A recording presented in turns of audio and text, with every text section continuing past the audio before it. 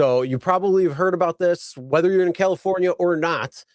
This is being floated across other states as well too. Reason is because the gas tax that everybody, when they purchase a gallon of gas, is put onto that gallon, is being smaller and smaller as cars get more efficient, as cars become hybrids, as there's EVs on the road, as there's other fuels that are on the road. So the gas tax is drying up. So these places and states are, hey, I don't want to get rid of my tax. I need something that I can do. So what are they going to do? Oh, let's do a mileage tax where every single mile you drive is taxed, and it doesn't matter. There's a lot of problems with it, but there's all. I mean, you got to keep up the road somehow. The road that's right down the street from my house, literally, I don't know what the hell's going on. It's like bump, bump, bump, bump, bump, bump, bump, bump, like literally freaking 2 mile stretch. It's like these need to get fixed. Yeah, California put themselves into this predicament as it is because they were all for EVs, right? Okay, EVs are heavier. They put more, obviously, they more potholes than I've ever known in LA before. Number one.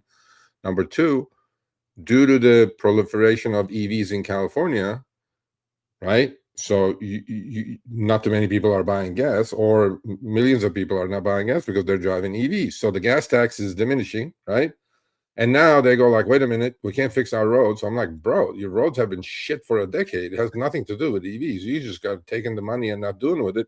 We do have in California the highest gas tax in the nation.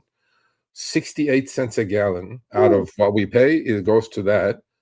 We're not getting our money's worth. But now there's actually, I'm going to email this segment once this video comes out to Uber and Lyft, because look, California is where the most rideshare drivers exist, okay? Up to 500,000 plus.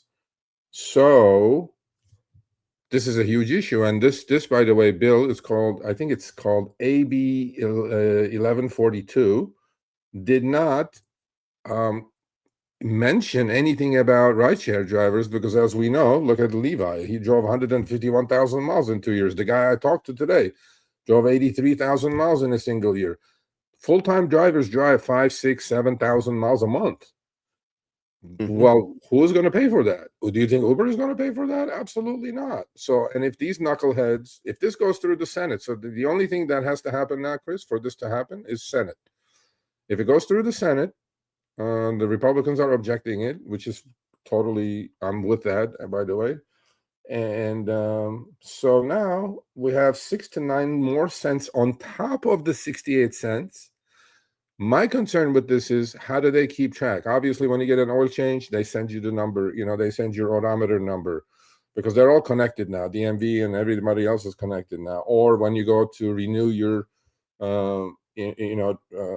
plate, it gets recorded, right? But now there's talk that they're going to issue these trackers, so they know exactly how many miles you're driving, so you don't cheat. I'm going like, what the fuck? I don't want tracker in my car from the government. Talk about Big Brother watching. I mean, first of all, just imagine the privacy concerns that raises, the data collection just from that, and exactly where is that data going to be stored, held? How easily is it going to be able to be accessed by some nefarious party? I mean, we've seen these flock cameras and how easy it is to access these things. I mean, it's absolutely ridiculous what's going on when it comes down to it. I didn't even touch that aspect when I talked about the mileage checks on my. Well, that aspect is more that is a huge problem with it. I was going to do a follow up, but I was more focused on what this is looking like, why it's coming, how to prepare for it. Being more efficient behind the wheel. So then that way, if something like this comes, then hopefully it's not going to be an issue as much for you. And then, depending on what happens with the standard mileage deduction, if that can help offset some of this.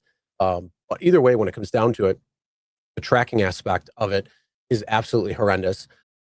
Hey everyone, Sergio here with the Rideshare Guide. What do we say on Show Me the Money Club? Work smarter, not harder. If you aren't using the Solo app, which I have been for the past year and a half, you may be working a lot harder than you need to. Let's change that. Download the app, link your accounts where you can manage your income, track your expenses, as well as your taxes. Not only that, but you can plan by optimizing your time, Make more money and even guarantee your daily pay with guaranteed earnings.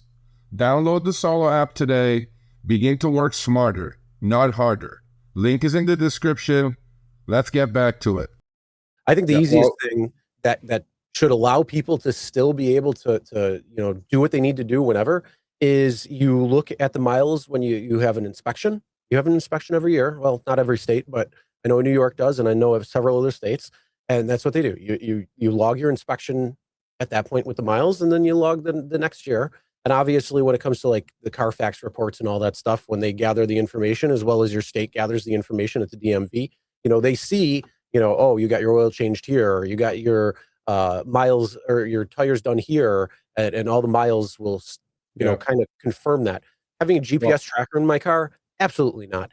Yeah, I mean, that's what they're talking about. I want to know, or I want to be able to drive where I want to drive without anybody knowing that. It's my private matter. It's not yours to know or care about.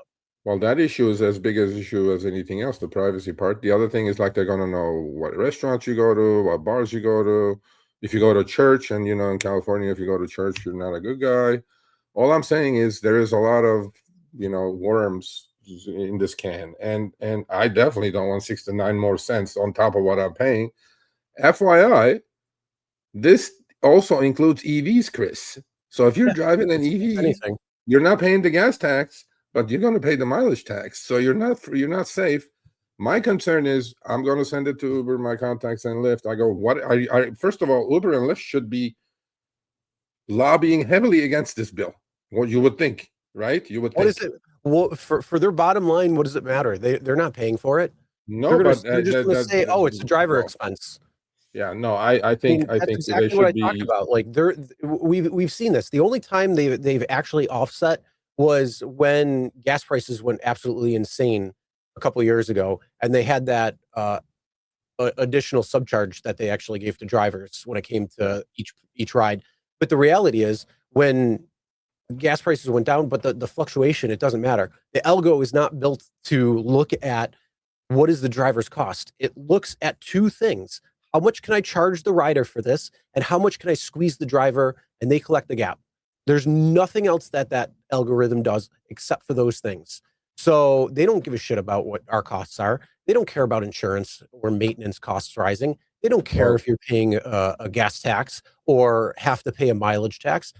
They don't care. The only way they're going to care is if drivers say, I can't drive anymore because paying $5,000, $8,000, $6,000 or whatever in extra taxes because, whatever reason, I can't do it anymore. So then they switch jobs and, they go somewhere else. That's the only way. Well, their problem is going to be if they do this, there could be shortage of drivers, obviously. But again, I guess we're going to find out. Look, this is going to the Senate. If it passes the Senate, then we're going to have it. And now here's the real thing. If California allows for this to happen, has something where it would be insane when it comes to these rates. What happens if the gas tax, is that still going to remain there, or are they going to say, we're going to eliminate the gas tax? That's staying. That's not being. So now you have to pay double tax. Yeah, sure. Oh, wonderful. Well, it says like so the gas tax set at just over 61 cents per gallon, the country's highest rate, of course, and generates billions in funding for highway and road repairs and public transportation infrastructure projects. Yeah, how that's about part of that is probably going to that fucking train that's going to nowhere. That's about 20 billion over budget and all that shit that we do, right? I'm telling you, bro. This is bad, okay? But my concern, again, is for the driver community. And Uber and Lyft have not commented about this. So Uber and Lyft, you're getting the email after the show today about AB 1142. You guys need to spend some money on this and beat this, Uber and Lyft, because you have drivers driving 5,000, 6,000 to 7,000 miles a month. And I mean, we know how stingy you were during the pandemic when the gas prices, took off, and you just you put in like, what was it, 55 cents per trip or something like that, which was nothing, meaningless. And I'm going like, okay, yeah, they need to come against this. So we'll see. We'll see where we're at. 100%. So, yeah, like I say, the biggest thing though is, if they offset it when it came to, okay, now you have gas vehicle, but You don't have to pay when it comes to that. The other problem though is, a lot of costs are rising, including electricity. Why is electricity costs rising? Data centers are coming all over the fucking place. So now you're seeing massive increases in electric costs. So if you're trying to charge your car at home or, at a charger, you're just seeing that rise as well too.